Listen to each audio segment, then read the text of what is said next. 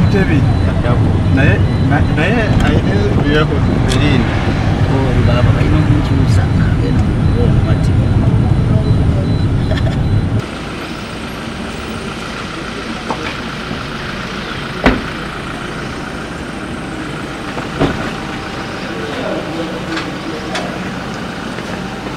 Baraba buli waneno basanze bakuva mu council chambers kuyisa budget ya district n'okuyisa service commission yepya era tuva kulonda abantu bala ku service commission era sanze bakutte ba members ne ku district abaki era even yesterday nabawadde statement ne ku nsonga zonna simanyi kigenda mu maaso amawulire ndaba gali mobilized political opponents balaba beetoolodde naye zino ensonga nnyaabunya ate nnafunye era kyensaba kyokka kubeera transparent okubeera very very transparent amazima gaveeyo tebaagala bajja kukifuna naye ng'ensonga tewaliwo kutya kwonna one the in person era sirowoozaako nsonga yonna nebino byonna bijja kuggwa tebalowooza nti no mubeera nga weegenderedde okulabika obba lino ne bwe liba ssasi tutunuulidde amasasi agatutunuulira tutunuulidde n'ebintu ebyenjawulo eno intimidation terina kyesobola kukola one it is very key bisisitimu byonna n'ebikola ki byetutunuulidde naye sisobola kutiisibwatiisibwa zino motivation zaki ate kyenjagala sigenda kukivaako emisana n'ekiro ngenda kusigala njogera ekintu kyekimu era nga ndi mu exposinga n'ensonga zonna ezikwatagana ku regime ate n'okukwatagana ne ku district yonna. People are chasing the villages. You cannot talk about the road with all this you want to do these programs when people are on the wrong game with land grabbing. I would like to come here to get out of the.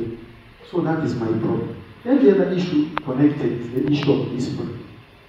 The technical people have taken over the rule of us, our role. We are representatives of the people. The other guy was talking to the DPC, and I want him to know that. We were talking about elections, because we have mishandled elections, the GISOs everywhere. All these youth, the younger men, representatives of the people, the other day they beat up the cancer. You cannot beat the cancer forever here in Jara. They were dragging a mutaka. So I was talking to the DPC and he hung up on me. No, I said, by the way, they're just kidding. The Bakumas, where are they and their deputy, the electoral commission? So we can pull strings also.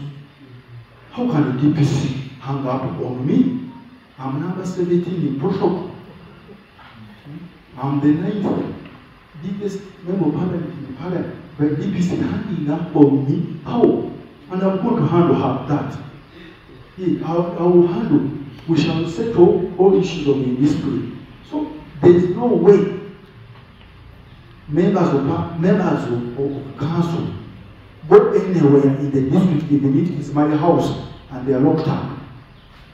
You break in the door, you cannot let it, and that indiscipline kills development. Technical officers cannot be about the house. Even that's why I could not go. As we are talking about the billion, there is another amount of money that is allocated to the lower level government. The billion is for the district only. But there is another amount of money which is allocated to the town councils and the lower level government. We would like to also know how that money has been used.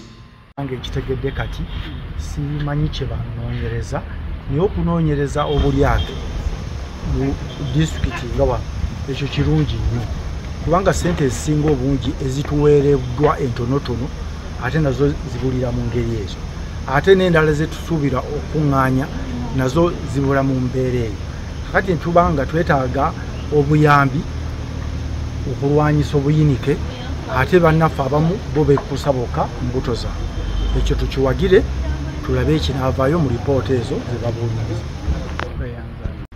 Ensonga y'enguudo nkulu nnyo ng'ate twekakasa kuba kirina mu bitabo tetufuna akawumbi ka siringi akakola enguudo kati emyaka 2 ejamulingana tufuna akawumbi naye bw'oyita mu luguudo lw'empitamu Buyala na Kirebe okaaba n'amaziga tukoze complaints nyingi netugamba baaki oluguudo no lufaana bwe batugamba nti oluguudo tugenda duteeza tulina nkuba eggwe enkuba ya kyadda ne tugenda ne mu season endala kati mwaka mulamba naye mu report kigamba oluguudo lwakola ki lwaggwa bulungi nnyo naye lufuluzibu teruyitikamu wadde akatono naye nga chairman wa district ate ye sekuitale waki wa works engineer buli kanaku abeerawo najja nalunyo oluguudo lwakolebwa lwaggwa naye nga terwaggwa kati abo abantu babiri nze be mbasaba okunyonyereza bwe kulina otandikirwako gwe chairman wa district nga gwe political head kati oli mu kalulu ate gwe ogenda okuwa accountability efaanana etya ng'enguudo zonna teziyitikamu si wano okka tutambula mu district amalanga nga Kayunga Mityana wano ezituliraanye Butambala enguudo za njawulo n'ezo ez'empigi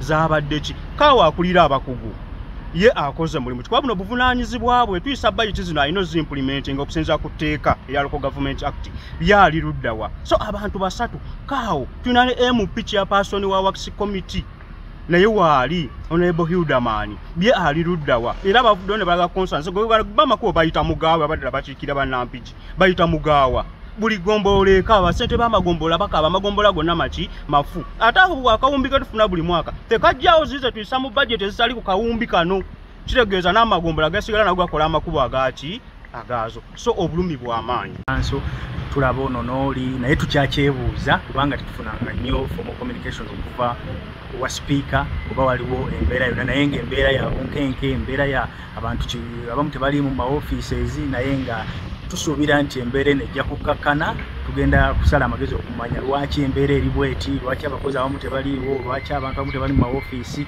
tulabe engeri gye tuyinza okwenyigiramu ffe ng'abakulembeze ba district n'okumanyira ddala ensonga ogijja ku source okugituusa ate waggulu bw'enaabeera tekibalemeseza kukola mirimu gyammwe olwaleero district council ye supreme body mu district wonna era emirimu egimu tugitandise naye tubali tulina okuyisa budget okulaba nti omwaka ogujja ogw'ebyensimbi ate gusobola okugenda mu nkola kibadde n'obunkenke bungi kubanga si embeera gye tumanyidde okuteesezaamu naye era tumaze ate era ne tuggusa Sejemba Martin tugenza okufefeta nga bwe tumanyi ffe nga State House and Corruption Unit bwe tuba tunoonyeza tubaako na kyekubirira era tetubaako nti obaani oba gwe tunyigira ku liiso akantu okunoonyeza kwaffe tugenza okusuula akutusuula ne kuki ne ku ssentebe nti abadde alina basaba ssente mu lyanyi nga n'abantu babali ku district amanyo bayitamu n'abagamba sente ziri wanga siziraba ng'asika sente mu kakiiko ka district akagaba emirimu gattako ne mu bantu ab'enjawulo abajja okusaba emirimu nga naye abajjako sente oyo district chairperson era gwe musango gumu gwe tumuvunaanye gwe gumu nga banne gwe babavunaanye ogw'okusaba sente mu lyanyi oba ku mpaka